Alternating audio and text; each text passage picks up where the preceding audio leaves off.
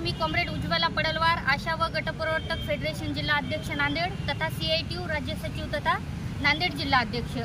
20 तारखेला विधानसभेची निवडणूक या ठिकाणी संपूर्ण महाराष्ट्रभर पार पडणार आहे। त्या विधानसभेच्या बूथवर आमच्या महाराष्ट्रातल्या आणि नांदेड जिल्ह्याच्या आशा व गटप्रवर्तक ताईंची ड्युटी लावल्या जातं।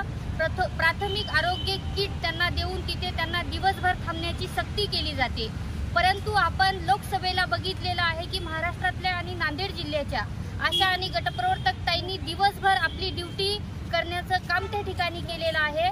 परंतु काही प्रमाणातच त्या ठिकाणी निवडणूक निर्णय अधिकाऱ्यांनी त्या ठिकाणी बूथवरच्या अधिकाऱ्यांनी त्यांना मोबदला दिलेला आहे।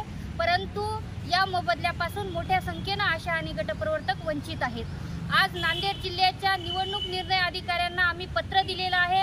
होऊ घातलेल्या विधानसभा 20 तारखेला आमच्या आशा आणि गटप्रवर्तक ताई त्या ठिकाणी प्राथमिक आरोग्य किट घेऊन थांबतील, परंतु त्याचा मोबदला त्याच दिवशी ज्याप्रमाणे इतर कर्मचाऱ्यांना दिला जातो त्याच पद्धतीने आमच्या आशा व गटप्रवर्तक ताईंना देण्यात यावा अशी आम्ही विनंती केलेली आहे। तसे पत्र सुद्धा निवडणूक निर्णय अधिकारी नांदेड जिल्ह्याला आम्ही दिलेले आहे।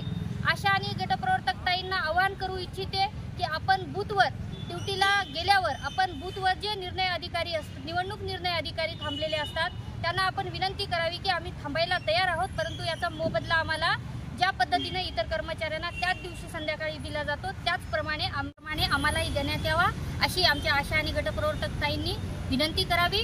आणि या मोबदल्यापासून विधानसभेला कोणीही वंचित राहणार नाही याची काळजी आम्ही तर संघटना म्हणून घेणारच आहोत, परंतु स्वतः आशा आणि गटप्रवर्तक ताईंनी सुद्धा घ्यावी।